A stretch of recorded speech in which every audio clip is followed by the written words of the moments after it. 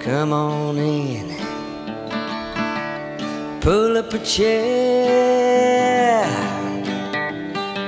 Nice to see you all again. My dad first met Will when he was pumping gas in Honolulu at his gas station. Will pulled up and said, "Give me the most expensive gas you've got." What I did is I knew this woman worked over at Columbia Studios. She had perfect pitch. She was secretary of me. She had absolutely perfect pitch. When it came time, her name was Leah Jane. And so I would, I'd tell my friend I'm tuning. Oh, I subscribe to a tuning service. And I'd get on the phone and I'd say, "Oh yeah, this is Hoover. I need an E." "Okay, thank you."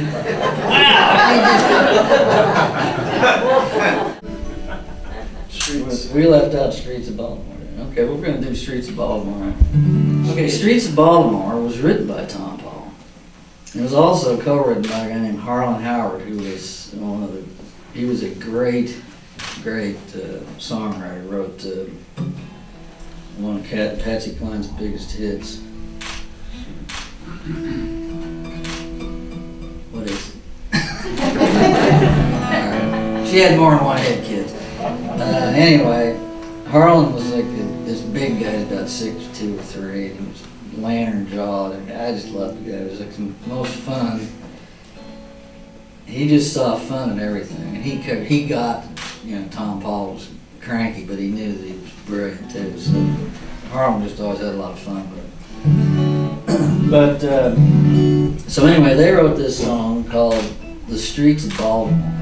Now this was before outlaw, anybody even come up with the phrase outlaw. Outlaw was come up with, I think I mentioned Hazel Smith. She was a publicist at Glazer Studios. And some interviewer said, "What is this stuff these guys are doing? What are they?" And she said, "They're a bunch of outlaws. They just do everything their own way. They break all the rules. They don't play songs in 3 chords. They don't wear button-down, robin egg blue suits with string ties and haircuts trimmed and all that. They're shaggy. What the heck?" So, but this song was recorded by Bobby Bare, and it was a hit for him. And Graham Parsons also did it and had a hit with it. But it had this little part that the studio guys didn't particularly like, because it kind of sounded like this woman ends up being a prostitute.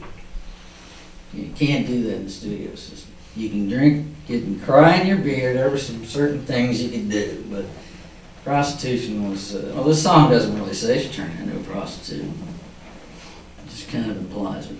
I'll let you decide if you think she did or not. So this is Streets of Baltimore by Tom Paul Glazer and Harlan Howard.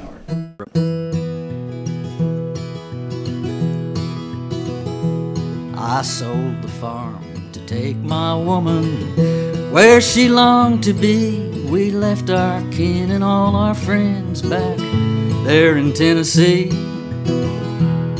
I bought the one-way ticket she had often begged me for, and they took us to the streets of Baltimore.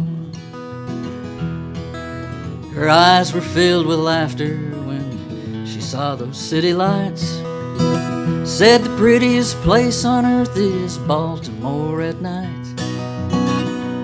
Well, a man feels proud to give his woman what she's longing for, and I kinda liked the streets of Baltimore. I got myself a factory job, I ran an old machine. I bought a little cottage in a neighborhood serene. But every night when I came home with every muscle sore, she would drag me through the streets of Baltimore. Well, I did my best to bring her back to what she used to be, but I soon learned she loved the bright lights more than she loved me. So I'm going back on that same train that brought me here before, while my baby walks the streets of Baltimore. Yeah, my baby walks the streets of Baltimore.